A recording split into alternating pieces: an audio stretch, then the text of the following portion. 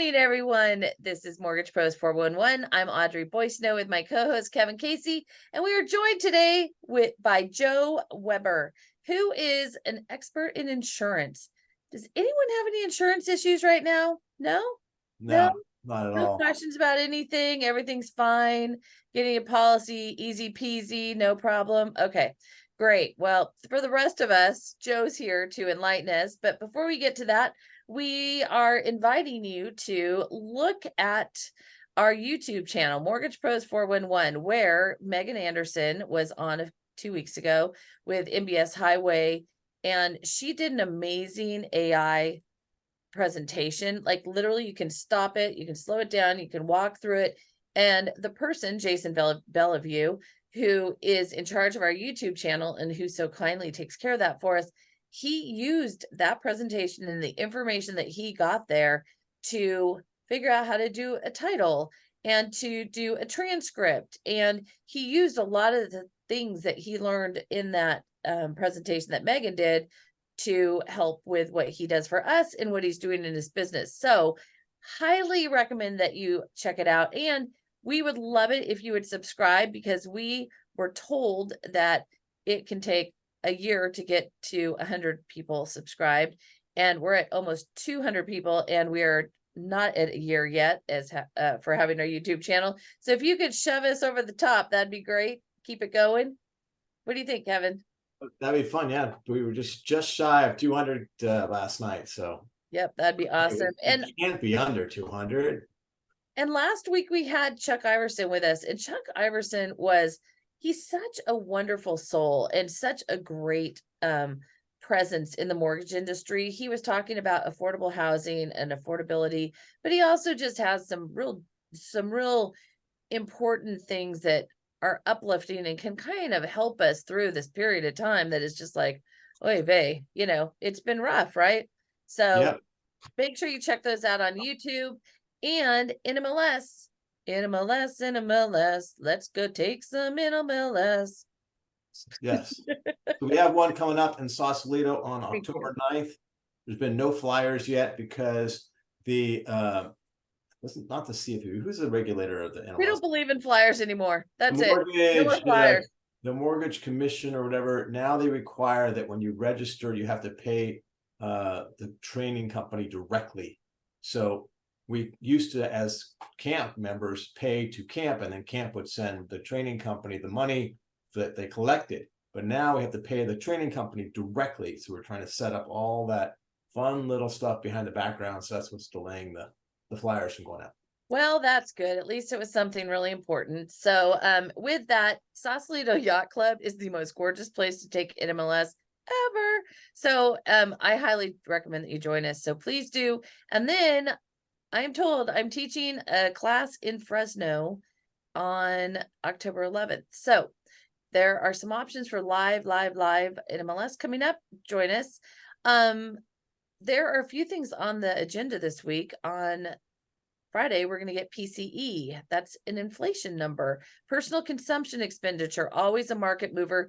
And the other fun thing to note is we are 5 days away from a government shutdown, which, as we know, broils the markets, broils them. So just be on guard, guys. Don't be sitting around waiting for the rates to get better. If you see something that your client can live with, just go for it. Our next jobs report is on October 6th. The reason I mention that is because what does the Fed look at? Jobs report. They're just hanging their hat on it. So anyway, we have a lot to cover today with insurance. So let's get going. Joe, you ready? I am ready. Okay. So, hang on. I'm sorry to excite everyone that much and then go backwards. I also wanted to mention that the Fed did meet last week, and they did decide to pause on raising the rates again. Hallelujah. Except the rates for us have not gotten better. So who cares, right? So it's always what they say, not what they do, typically. So they raised, but they're being very, very, out there with, we want 2%, 2%, which is going to be a tough number to get to with inflation. So we'll see how that goes. Okay. So Joe, this time for real, let's talk about insurance. And I think that we talk about you for a minute because it's important to know that you do insurance in California in a number of the Western states, right? Correct. Yep. Right. This is why we like Joe, because he is an authority and doesn't just speak to one geography. We have insurance problems all over the country. I mean, I'm talking to people in Florida and Louisiana and everywhere in between. And so there are issues. So we're going to talk about some things that are specific to California and some things that are more general. Okay. Okay. So where do you want to start, Joe? Let's start just for those that are in attendance as to what's happening here in California. Okay. California seems to be ground zero on recent developments, but that comes on the heels of the state of Florida being in disarray for a long, long time, with a number of insolvencies that have been declared with insurance carriers and such. And for those then that are in attendance, California is a unique animal in that we have an elected Department of Insurance commissioner, unlike other states that they are appointed. And this elected official was a part of the regulatory change back in 1988 when Proposition 103 was voted in by the California voters. That proposition was designed to cap carrier income not to exceed 20%. So the voters accepted that. They moved forward, and in the meantime, we then had to elect a commissioner. So it's an elected body. So most recently, we've had this commissioner who's responsible for maintaining a fair, open market in the insurance marketplace. And that doesn't matter whether it's auto or homeowners or business insurance. It's the gamut of insurance that's regulated by the state, regulated by those admitted carriers. And we'll touch on that point here in a moment. So we're dealing with the wrath of the fact that the Department of Insurance just clearly hasn't given the direction, and based on statute and based on the description of the agency, they just haven't fulfilled that requirement, ultimately resulting in a complete crisis and a dysfunction that, with 32 years of experience in this industry, I just am shocked that we have to, put the pieces back together. So I wanted to touch on that, but I also want to mention, again, for those in attendance, they may or may not have heard, but 5 p.m. last Thursday, the governor and Gavin Newsome finally stepped in to give some direction and give some hope that things will improve, and issued a statewide declaration of emergency as it pertains to insurance. And the purpose of that is not to put people on the sidelines, but actually to bring people together. It was very clear on his directive on a number of points that he laid out that, we need to come to grips with what has happened, where we need to go, because the reality is in California, for us property owners and us residents of California, California is the 5th largest insurance market, not in the US, but in the world. Wow. This is a significant area of insurance where carriers can be made or they can be broken. That's how significant it is. Wow. Well, it's interesting that you're saying how they're capped at 20%, but what's happening now is that the insurance regulators are not even allowing the insurance companies any profit, or is that why they're pulling out of the state? And also I was told that they haven't been able to have a rate increase in 4 years, yet people's premiums they're skyrocketing. I don't understand how that works. Like, if they're not allowed to raise their rates, but then people's policies are doubling and tripling, then they must be raising the rates. Can you explain that? Yeah, so, again, it's kind of a waterfall effect. So it began with, let's say, a year ago at this time. It would not have been unusual for a client of insurance with an admitted carrier that might have seen a 6 to 7% increase in their rates. Mm-hmm. Keeping in mind that the threshold that the Department of Insurance has created is if a carrier files for a rate adjustment and rate relief greater than 6.9%, then it requires a series of steps that will elongate the process. So what has the carriers done over the last 3-4 years is incrementally they've made adjustments as they can file and get the filing to the Department of Insurance, because it's under that threshold that you're seeing, acceptance and rates have changed. January changed. Going into February, it changed. Right. February and March. Now you had a backlog of rate filings into the fall of last year. Those rate filings were actually reflective of what the carriers needed to maintain profitability or create profitability with the line of insurance that they provide, which is why you're seeing 26, 28, 32, as high as 40% increases in rates. Right. Because that backlog, in the fall of last year has now come to fruition and it's in place now. So let's talk about this admitted versus non-admitted. So admitted carriers are like Farmers, State Farm, Allstate, like the main ones that we always think about, right? Well, They're doing business in California, but they're governed by the Department of Insurance, right?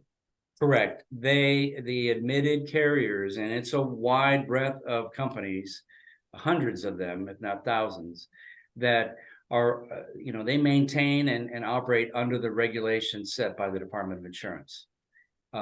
So that is the safe haven of carriers, if you will, dealing with an admitted carrier.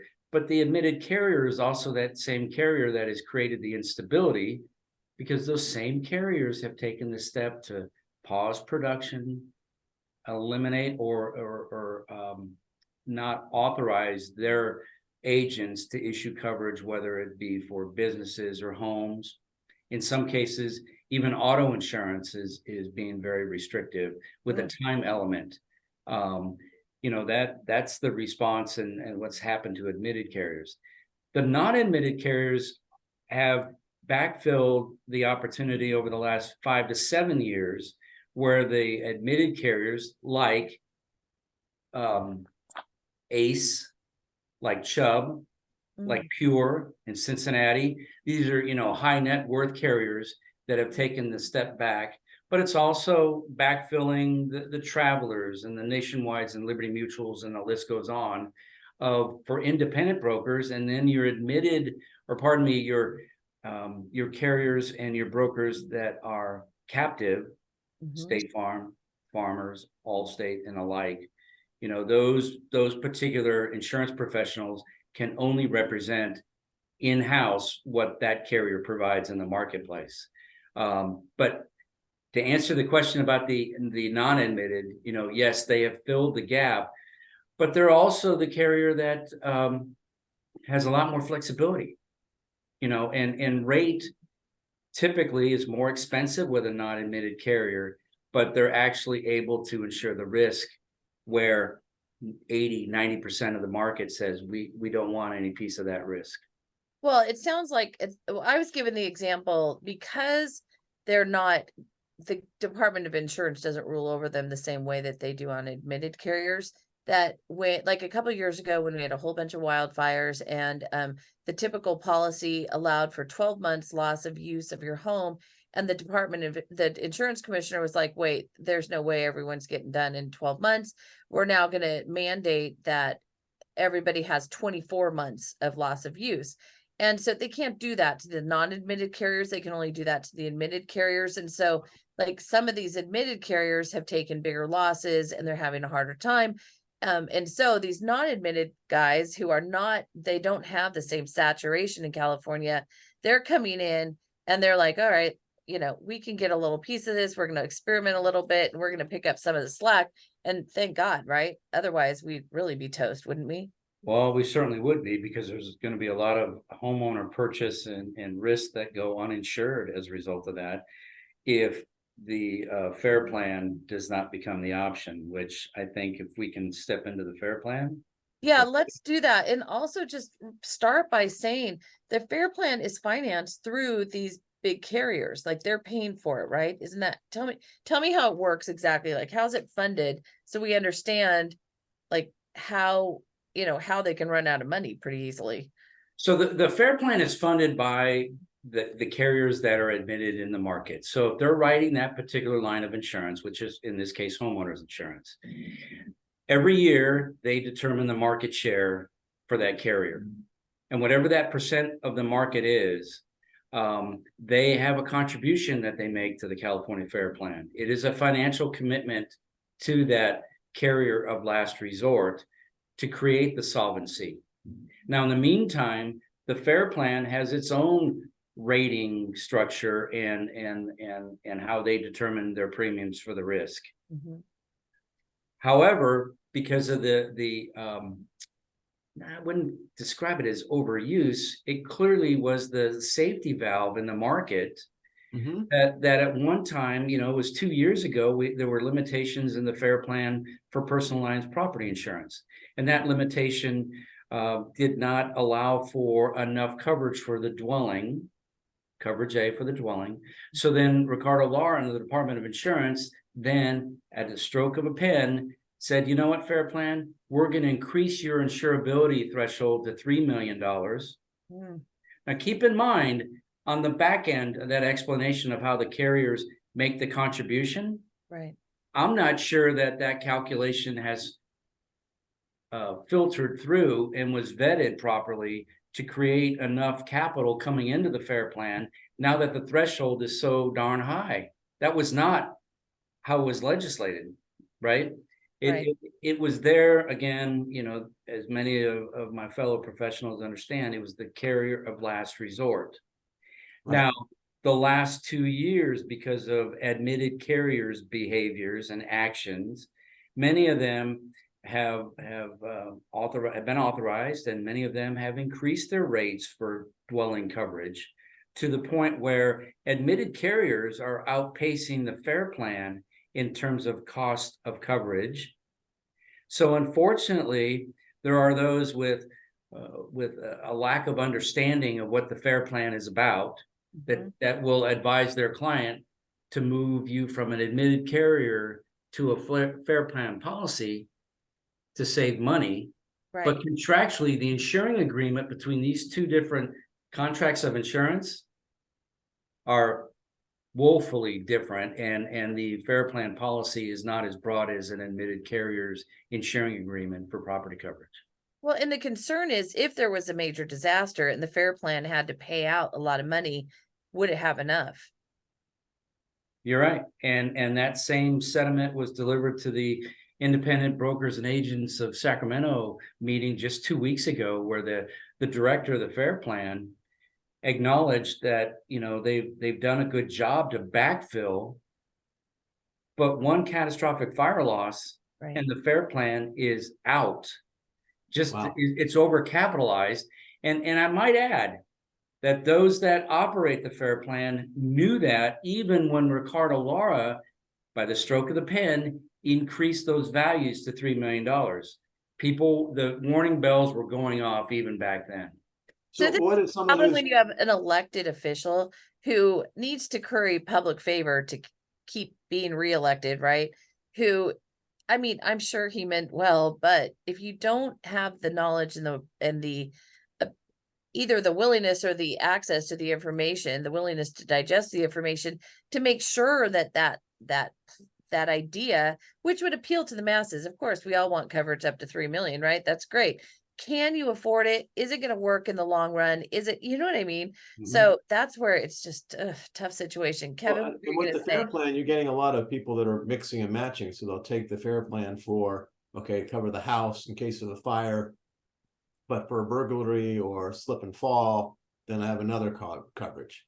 Correct. You're absolutely right. It is a very restrictive perils coverage of smoke damage, fire, and vandalism. Those are the 3 perils covered under the Fair Plan. For, again, those in attendance that have clients that are buying those risks, well, there's other perils that need to be covered. Right. As you mentioned, burglary, burst pipe, wind damage. What about premise liability? Because there is no liability under the Fair Plan. Wind damage isn't covered. What was that, Kevin? So wind damage isn't covered by the Fair Plan. So it's just correct. Yeah. So you are coupling 2 policies together. Yep. Right. with the same limits on the dwelling that creates, in essence, a homeowner or an HO3 policy based on the perils of coverage that it provides. And then when one crosses over into the other and they start pointing at each other and saying, well, we don't cover that, the other guy covers that, the other guy says, no, we don't cover that, the other guy covers that. Am I correct? That happens occasionally? Mm-hmm. Yes. We just had someone say that wind damage is covered by the FAIR plan. Are you in agreement or not on that? I'm not only, I mean, smoke damage can be caused, by wind. And that is not, that's typical in a wildfire scenario. So the wind that creates the smoke that moves through, that infiltrates the building, that's covered for the smoke damage under the FAIR plan policy. But the actual peril, such as wind damage and a tree falls on your house. That is so complicated. I mean, it's interesting when you start talking about it and breaking it down, how you can get into the weeds really quickly with this whole thing where, okay, is it covered? Is it not? Okay, what happened first that led to this, that went to that? And then ultimately, are you covered or not? And so I was talking to a State Farm agent yesterday. I feel sorry for them because they are just they're selling like motorcycle insurance and RV insurance and, because they can't write homeowners at all. Yeah. And so the takeaway they had a company-wide meeting. The takeaway sounded like, this was the summary. It all sounds good as far as the government's state of emergency. All sounds good, but it's going to take months or years for the requested rate increases that they put in February. So nothing's going to happen anytime soon, and that the state of emergency was pretty vague, and basically just asking everyone to work together. And so if that's the case, and then, Ricardo Laura came out and he was like, he wants to hire more reviewers and he wants to expedite claims, et cetera, et cetera. So basically, we're gonna have to wait and see what happens. It was and this is a very basic overview, but like we have a long way to go on this. And this is not a California problem alone. We've talked about some situations in Louisiana that are crazy, in Florida, and I mean there are places in other parts of the country that are having issues too. So especially Louisiana with the flood insurance, it's insane. Where you buy a house. What was the sample you gave? $270,000 house, but the flood insurance. 260 house FHA loan. By the time you've got flood, everything in there, it was like $10,000 a year for flood on a $260,000 property. And we're going to get to flood. Don't you guys worry. We'll get to flood. And we're also going to talk about cyber insurance, which are really interesting conversations too. There was another thing I wanted to touch on, Joe. I am told that not all ratings are the same. So like the NHD report will be different than however Mercury's rating a property, or another insurance agency is rating a property. So the insurance rates are being figured off of fire lines, right? One of the many steps, yes. Okay, so can we let's start with the ratings. How does this rating thing work? How do you know what your rating is if nobody has the same rating? So one of the legislative steps that the Department of Insurance is requiring the carriers to do is to provide just that, to protect the consumer. In other words, what report was used, how was it determined that either a factor of slope or access or even fuel levels, because again, the rating systems that you're referring to, a lot of that is driven by AI. And those very, very defined specific reporting. And there's 4 or 5 major AI carriers.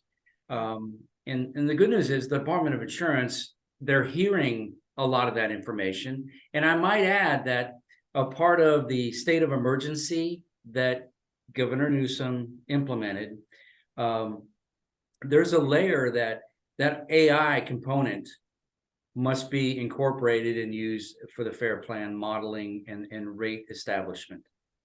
And the reason why I defer and make reference to that is while AI is being directed for the FAIR plan, AI as a rating tool is like the lightning rod when it comes to admitted carriers, because consumer groups are denouncing the effort to incorporate AI because they don't know. I mean, there's the conspiracy theory that's being discussed that we can't trust it, we can't see it, we don't know it. So, you know, those providers of the AI systems, and trust me, I've sat through enough presentations with the Department of Insurance to recognize, yeah, there's some nuances and some tweaks that are occurring, but we need to come to grips that this is a valid way to evaluate whether your home is in Colfax or in Marin City. We need to evaluate, you know, those factors. Well, so I'm under, okay, this is what I think I know. So like if you're in a court, there's one way in, one way out, that could be a ding towards your rating. If depending on the insurance carrier saturation in a market, that can be a ding. How close are you to a fire hydrant, to a fire station? All those things, so many things go into effect, and it's not consistent from carrier to carrier, correct? Correct. Okay, so However, I would say it is a part of the overall evaluation. right. Yeah. Right. But It's they really all use- interesting. Well, so I was talking to another insurance agent, and they said that you can have two insurance carriers who have different ratings, and most preferred carriers aren't writing above a 3, and above a 4, it's really hard to get coverage at all. Is that what do you mean by above a 3 and above a 4? yeah? That is a widely Okay, Joe. used, that's a widely used descriptive term called fireline. And Okay, it's a CoreLogic AI component. And fireline, it in its simplest form is almost as simple as determining hydrant location and distance from a firehouse. Because keep in mind, when this started, and you know, we started coming up with a lot of software to determine rates, we go back 20 years ago. Mm, And it was in its simplest forms. And the simplest form was, where's it located adjacent to a hydrant? And is it within 5 miles of the fire station? right, Literally 20 years ago, that's how simple it was. right. Now, over time, in the last 6 to 8 years, you've layered it and layered it and layered it. But back to your point earlier, Audrey, you know, the Department of Insurance, again, has got to regulate the industry and not necessarily giving away the house secret, if you will, because they're trying to manage their risk and profitability, but at least come up with a way to educate and provide documentation to policyholders as to how it was evaluated. So, Got it. So let's talk about defensible space, because some underwriters think that's 6 feet, and some underwriters think it's 100 feet, and some underwriters will just decide on the spur of the moment. So how does that work exactly? that's an excellent question, because CAL FIRE, who are the experts in defending and fighting fire, have determined that a 30-foot defensible space is acceptable. Okay. 30 feet of non-combustible material. That means that you're going to, you know, have an area of rock with low-lying non-combustible shrubs around your home. You're not going to allow for trees that are within that 30-foot area that can create a laddering of a fire, because fire will jump from tree to tree. So they want to eliminate that. But to your point, then you've got insurance providers that turn a blind eye to that and say, you know what? No, we want 100 feet or 200 feet. right, In some cases, a distance outside of the control of even a property owner. Right. right. Well, I know a friend who has a place up in Placerville in the Gold Country, and you know, literally when I go visit now, all the trees are just being cut down left and right everywhere because they can't get insurance if they have any trees on their property. You know, it used to be a forest, and now it's like, well, now it's just a bunch of empty hills. And it's kind of quite interesting what's going on. Yeah. And if I might add, and I'm going to go off topic, but it's still fire related. You know, CAL FIRE has been the agency of trust and direction for many, many years as it relates to fire suppression, fire defense. Mm-hmm. And it was in November of last year that CAL FIRE publicly stated that for the last 12 years that their strategy of fighting wildfire was not correct, was not the right steps to take, because they heard many in public hearings, they heard from many Indian tribes throughout the state of California that denounced firefighting in the forest because their presentations to the Department of Insurance was that fire many times is good for the forest. Yep.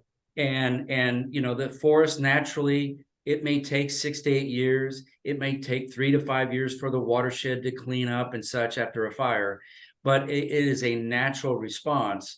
So since the beginning of the year, CAL FIRE strategy, we're seeing the effect of it now, because now their charge is fighting property first and the forest second. And I will knock on wood for this year. You know, we're coming off the heels of 5 consecutive severe fire seasons, if you will. Right. It's almost October 1st. We have another 30 days until this fire season will be declared over. But thankfully, the state of California has gone pretty much unscathed relative to property losses. Right. Not Okay, the fire, yeah. I cannot knock on wood enough. I hope everyone else is doing the same. Yeah. I will also say for anyone who is complaining when it starts to rain, I will personally put you in timeout, and that's being kind, because what I really want to do is not that. And we're forecasted to have a big El Nino winter again, which thank God it'll mean a lot of rain. And so hopefully we can, you know, get ourselves, hopefully we can stay in this cycle a little longer where we have less fire, give these insurance companies a little time to recoup from all the crazies of the last few years, and then get the policies in place, because apparently one of the pushes from Ricardo Lara is to push communities to become fire safe, but then the carriers aren't necessarily rewarding for that yet. And so, you know, if you've got a place like Santa Rosa that had a big, huge fire tear through it a few years ago, it is much less likely to have another fire of that magnitude. And especially with all the things that they're doing within Santa Rosa and that area. So maybe they get a better deal than somebody who's, you know, hasn't done anything. I don't know. So when your community is calling on us to be fire safe, and I'm thinking about my house right now, I've got almost a half an acre. I have 12 redwood trees in the front yard, a heritage oak in there. And I'm like, okay, like, you know, if they're sending the drone over my property, what the heck does that look like? Right. And so we all have to be thinking ahead. And also I was told that it would be a good idea, if possible, and you can walk us through this, with realtors on a listing, to get a sample quote to put in their disclosures for insurance, because I know that I have a family member who has a $3 million house on the market, and they had a buyer back out because they back up to an open space and they couldn't get insurance that wasn't, you know, $1 zillion. So even though some houses need a full underwrite before you can get a quote, tell us how a realtor could work with this. And this is something we can share with our realtors out in the field as we're talking about these issues, which they all need to know about, right? Correct. And I think that is an excellent point going forward until things do stabilize down the road. Whether it's a informal quote coming out of the FAIR plan, and brokers that have access to the FAIR plan can do that very easily. I know that with a number of my high value realtors that I work with, you know, I provide that kind of range of estimated insurance. Right. But clearly, it's an important document and an understanding for a potential buyer if it's in a wooded area, or if they're driving up to that risk and there's no curbs and gutters on the road, which then identifies that there's a very good chance that there's not a hydrant near the home because the streets haven't been, you know, wide enough, and you know, it's things to be aware of. But from a cost standpoint, I think it's very, very important. Yeah. Right. Now, a lot of I was gonna say a lot of why there's no fires now this year. One thing's the weather is probably the number one reason, but also the utilities have been undergrounding wires, electrical, which has been a major source of fire when there's a lightning storm, or a storm hits and the wires go down, and then that starts a fire. How much are insurance companies taking that into consideration as counties and areas and utilities and everyone starts adjusting the behavior? That's obviously going to reduce the risk of fire. But if they're just looking at, well, there was a fire there 4 years ago, therefore there's a likelihood of another fire. When in reality, like we said earlier, if there was a fire there last year, the likelihood of a fire this year is really low. At this point in time, I don't think it's a factor that's being determined and evaluated, to be honest with you. But to your point that both of you made as it relates to the coffee fire in Santa Rosa, from a risk standpoint, it would make absolute sense that those carriers, whether it be Nationwide or Safeco or AAA or you name the carrier, they all took the position of non-renewal after the time element from the Department of Insurance, right? But yeah, that's crazy because we would all know and agree, wait a minute, what's the likelihood of another one? Same factor coming through. Right. Now, keep in mind, the anomaly of the coffee fire was wind driven, which is a whole nother science, a whole nother factor that needs to be overlaid. And that is the science of wind, the science of fire, and how weather patterns change when there is a fire. That to me, and professionally, I will tell you, that was the most eye-opening experience and information that I obtained, was the fact that what we thought would be, normal weather that we'd just be seeing above us. No, when there's a fire burning, characteristics of that fire change and drive and create the devastation. Right. Yep. Yeah. Well, that's one of the disconnects with the insurance commissioner and industry, it sounds like, is that they want to be able to charge, the insurance companies want to be able to use their actuarials and do future forecasting on the propensity, like the possibility that a fire will occur in an area. They want to be able to factor that into the premiums, and the modeling actuarials currently, it sounds like they can only charge more if there was already a fire. Or am I getting that right, or am I wrong? You're absolutely right. Essentially, what the environment that they are in right now is a backwards looking view. Sort of like the Fed looking at the economy, Joe, just for the record. But anyway, go ahead. Could very well be. So you might go to a 10-year window of what your past losses have been, and that's going to determine how your rates are approved and facilitated today. Right. The industry as a whole wants to take it in a different direction, and that is catastrophic rate modeling moving forward based on all those characteristics that you pointed out, Audrey, the hardscaping, the defensible space element, right? Yeah. And utilize that to create a fair basis for rating purposes. Yeah, because I know my own experience. We had a fire where I live, and I'm in Pacifica, which is right near the ocean and usually super foggy. And in February, I want to say 2015, we had a fire, and it was caused by wind. There was this really strange wind that I've never seen since and never saw before in the 20-something years I've been here. And all of a sudden, it was just this weird wind came from the east and it was going west, and somehow a fire started, and it kicked it and started spreading it down into the valley, which fires usually go from the valley up the hill, and this was coming from the top of the hill down into the valley. And it jumped once, and then next thing there's evacuations, and it was all at 3 o'clock in the morning on a February something where you're not expecting it. And since then our insurance rates are crazy. And it's really tough to get insurance in the city. And it's like, that was such a one-off that the likelihood of that happening ever again is rare, but Now, yeah. let's just assume that Kevin did something to make Mother Nature cranky. I mean, that's the only reasonable explanation that I can come up with. And so we're going to wrap this up in a minute because I want to make sure we cover flood and cyber insurance. But just to be clear, timing and how you handle policies. Kevin and I have been talking about this for a couple of months, I think, where you get on the phone with a client and the realtor before you put in offers, and make sure you've talked through your strategy for how you're going to handle insurance. The first thing the borrower needs to be First doing thing I do when I get a point client in a is, contract, get the insurance. well, Kevin does it for them. And so whatever your plan is, do that. So either you're doing it, your client's doing it, someone's doing it immediately.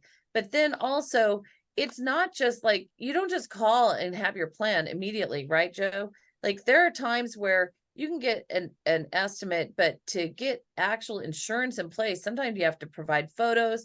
They're not allowing for MLS listing photos to be used anymore. So you've got to have pictures of the front, pictures of the back, pictures of the side, street numbers showing in the front pictures, right? Yep. So just what's the best practices from your perspective on how to handle timing and all that? Well, you touched on it, and ultimately we're all talking about preparation and anticipating.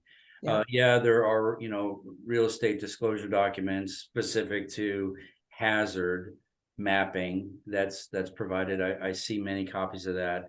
Now, keep in mind that that's on the mortgage lending side, it may not always mirror the same from an insurance carrier's risk assessment, but it's a good indicator, right? So preparing for that and getting some preliminary numbers is in the client's best interest. Absolutely.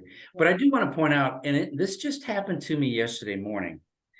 Last week, I obtained an admitted carrier quote on a risk.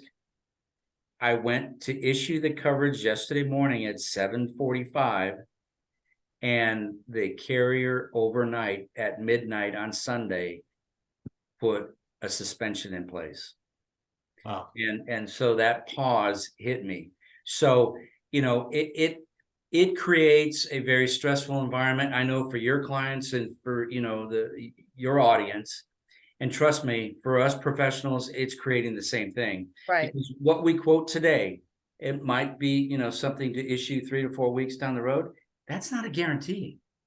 That's Now, not a guarantee. we've been telling everyone, bind your policies and don't try and change your close of escrow dates or move them up, because if you're not bound, you don't have a policy, right? Correct. Yeah. Let's okay, so again, get the policy, get it handled up front, make sure it's bound, and then also be advising your clients, don't let your insurance policies lapse. You got to make sure they're paid. Oh, Otherwise, that's a whole nother world to hurt. Is it true that AAA has not turned off any business yet in California? no, that's not true at all. They're limiting certain markets. Now, Okay. I can't speak to Southern California because that's a different AAA Hmm. insurance company, Okay. right? In the Auto Club of Southern California, it might be an open market for them. I'm not aware of that. But Okay. for AAA and CSAA's insurance group here in Northern California and in Nevada and Utah, there's some limitations that they've put in place. Okay. Good Yeah. to know. Okay, so it's just not a conversation about mortgage and insurance without talking about homeowners associations. So condos are also in trouble too, right? Nobody's writing condos, really difficult. And so if you need walls in, we start with the not admitted. Is that correct? I would today in today's insurance marketplace, yes. Wow. Okay. And we're going to talk about this very briefly because I want to get to cyber insurance. What Flood about insurance. the HOA coverage? Because I run into that where the HOAs are having a hard time getting coverage. That's what I just said. It's a disaster right now, right? Oh, To summarize. those to summarize, yes, but those associations that are funding themselves to get hit with a 300-400% increase in commercial insurance rates. Yeah, it's crazy. Because the structure then is no longer, it aged out and now it's 30 years of age. Yep. Wow. And it might have a great maintenance record. And, you know, you've got all the documentation to be able to support that what the carrier fears isn't present. Doesn't matter. Right. Those rates are going up. Yes. Okay, so just for fun, flood insurance funding is running out on when? September 30th. So considering we're 5 days away from a government shutdown, what do you think the odds are of getting flood insurance funded by by October 1st? And then the follow-up question is, what about private insurance and what do we do and how's that going? Just Well, clearly, just as we are in an unstable insurance market in California for other reasons, FEMA and their offering of flood is very unstable. We can anticipate that the federal government's cost of insuring will continue to rise. And in my opinion, private flood insurance through Aon or Zurich or other flood carriers is really the step to take to okay. protect the interest of the property owner. Okay. Well, But isn't that much more yeah. expensive? No, many times it is more competitive. Way Oh, less. really? Yep. Yeah. That's what I mean. Every time I've needed flood insurance, we usually end up with private at this point. But boy, that conversation across the country has been dicey as well. I just want to take a moment and just tell people that we have a friend who had an experience where she had submitted a file to Rocket Mortgage, registered, it was all set to go, and Rocket there was a trigger lead and the client was called by Charles Schwab. Charles Schwab. Anyway, bottom line is be careful if your client has a Charles Schwab relationship and they have done a loan with Rocket, because Rocket will come in and do something called an asset discount and give them a big, huge fee and offer an arm that really isn't available, to the rest of us. And so she lost the loan. She's still very upset about it, which I do not blame her one bit. That would be heartbreaking because she really worked hard with these borrowers, et cetera, et cetera.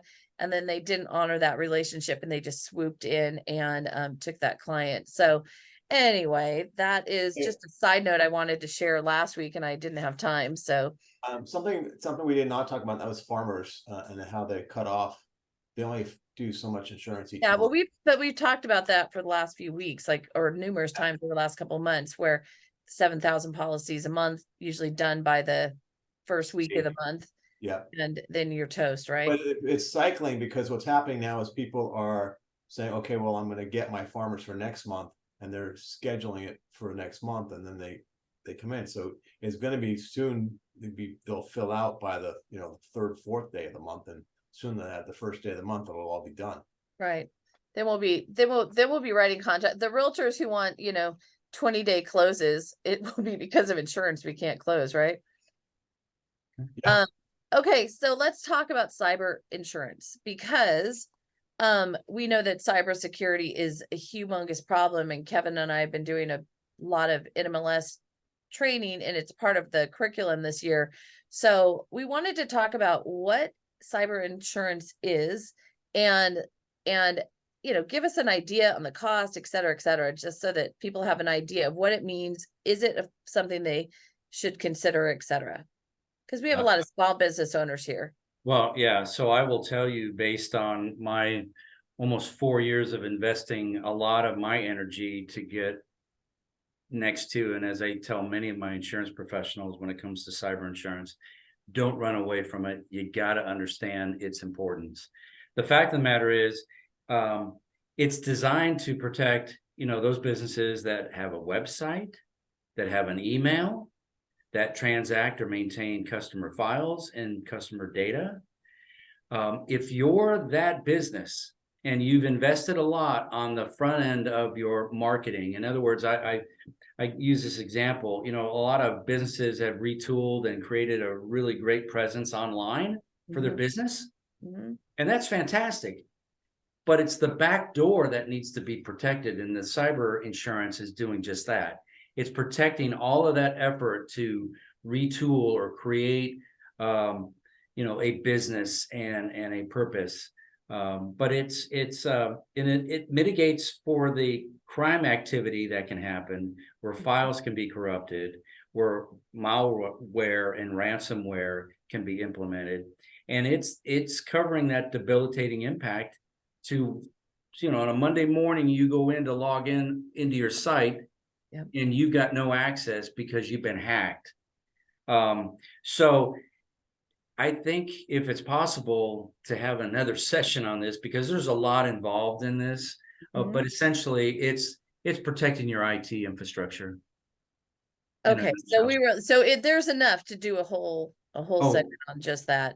Absolutely, absolutely, and many examples, whether it's MGM, on a high scale level, we can talk about MGM, we can talk about the Clorox company, and those are large, multinational companies. We can also talk about the small consultant, and I can give examples of my insurance. In terms of a cost and an expense, to have a multi-million-dollar cyber policy that's protecting your client's information, it's creating and supporting the compliance requirements that many businesses currently have now or will have in the future. For a $5,000 to $8,000 annual expense, if you're for example, a consultant, and you're doing, and your revenues are $5 million, you can expect a premium like that. Now, if you're an Internet of Things manufacturer and you need $25 million, well, you're going to spend $40,000 to $50,000 a year for cyber coverage. Holy guacamole. Because the impact is that great. So is it based on revenue? Is that what I'm hearing? One of the factors, but the most important part of cyber is what a business owner is doing to handle multi-factor authentication. Are you doing weekly or daily backups of your files? Okay. Yep. Do you do any phishing training with your staff to recognize? And there's a lot of information. Okay. Yeah. All right. So we'll handle that separately. Good grief. Of course, it couldn't be simple, right? But at least the takeaway here is there is cyber insurance coverage available. We were teaching a class the other day, and there was a gentleman in there who had it for his small brokerage, and it didn't sound like it was very expensive. But again, it's something that we all really need to be thinking about, because not only are we responsible for our information personally, but for our clients' information. And then, to the original point is, if they're shutting you down and you're out of business, and then your clients look at you and they're like, we can't trust you. You now, granted, the credit bureaus can compromise our information and have absolutely nothing happen to them. It's fine. But anyway, it is something we all need to be all over these days, for sure. Yeah. Absolutely. Oh my goodness. Oh my gosh. Okay. So we had Bill, who pointed out that if we have a government shutdown, we will not have a jobs report on October 6th, which I thought was funny and true. Very true. If there's no jobs report, does that mean there's no inflation? God. Because, Elliot Eisenberg has predicted there's a government shutdown will hurt the GPA by GDP. Sorry, GDP. Dyslexia kicks in. Yeah, I forget what he said, but it was like between the strike, the motor strike, but he was thinking full on strike, not the partial thing they pulled off. The shutdown. Honestly, even if there is a shutdown, they never seem to last very long because it's pretty painful when they do it. Yeah, but it's so bad for us. It drives me nuts.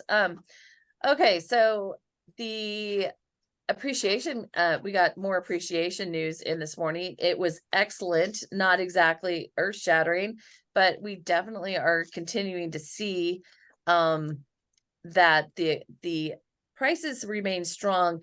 It was interesting because I was watching MBS Highway, and they showed a clip of this woman who was on some news show, who basically said, she got it right all the way to the end. She said, hey, right now we have high rates. And so, basically she screwed it up. And at the end, she said that when the rates go down, the inventory will get better. And that's not the case at all. And so it's interesting that we need to be aware of that, because our clients are listening to these things and they're taking it as the gospel truth. Right. Yep. And and there is so much confusion. So we are going to have Barry Habib with us next week, next Tuesday at 11 a.m. And I gave him my bullet points of what I want him to cover yesterday, because he not only have they made some forecasts, and he had one that was wrong recently, but they owned it. And he's going to walk us through why that matters. And it will be especially interesting, you know, if we end up with the government shutting down right around that time too. So he'll be able to sort of guide us through that whole thing. And then the, oh gosh, somebody said government shutdown would affect FHA and VA loans. Yeah, it's hard to pull a case. But it depends what it affects every time. Because remember one time they shut down all the national parks. I mean, we had it where, like, I literally live in a national park. It's the beach, and they literally put up like things so you can't go into the beach. I'm like, why not? I would just go over the damn thing, and it's still there. It's not like they have lifeguards or something keeping me from, you know, some shark jumping out of the water and eating me or something. So we have a comment here: the inventory will improve because sellers that are holding off will sell, but the increase of buyers will still outpace the increase in inventory. So that's the whole thing, is that, I mean, yeah, maybe we'll have more sellers, but we're also going to have more buyers. And the buyers, it was interesting reading the Fannie Mae chief economist. I thought about calling them. They sound confused. So they're forecasting get ready to take a shot, Kevin. I'm about to say the R word. They are forecasting a mild recession.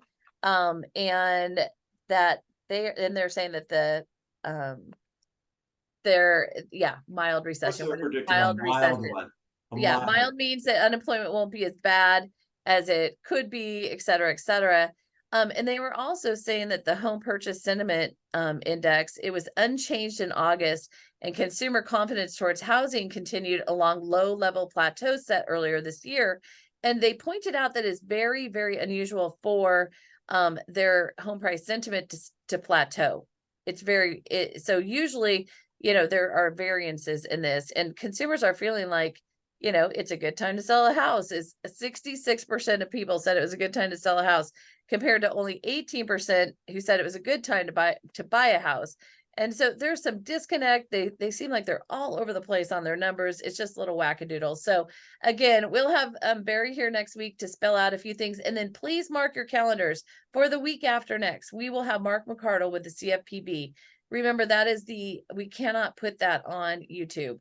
So you will have to catch it live, and it's always interesting listening to them. I just printed their 38, I don't know, page, which I call it moratorium. I don't know, not a moratorium. Anyway, missive, how about that? And I'm going to read it, because he's like, I don't know if there's that to talk about. And I'm like, there's always a lot to talk about. I told him they should be so proud of the fact that the company that they just shut down a few months ago, that they were shouting from the rooftops, all those people are working somewhere else now, doing the same thing. So there you go. I just want to say thank you to Joe so much for joining us today. It is, Catherine's asking, when is CFPB here on Mortgage Press 411? That will be October 11th, right? Is that the date? 3rd is Barry, and then the 10th. Oh my God. That would make me, okay, October 10th. Holy guacamole. October 10th, CFPB. There you go. So, Joe, why don't you tell them how to reach you? You can reach me at Joe at Oakley, OakleyINS.com. Like Oakley Insurance. Yes. Yeah. Isn't there like speakers or something called Oakley? We'll have Jason, I'm sure will be happy to put your contact information, embed it in the YouTube channel. And he's always giving me crap because I'll say things like that on here, and then like he may or may not get the information. I know he has your information, so yay. All right, so you'll be able to find Joe, and we'll see you next week with Barry, and the week Check after out our YouTube. How do you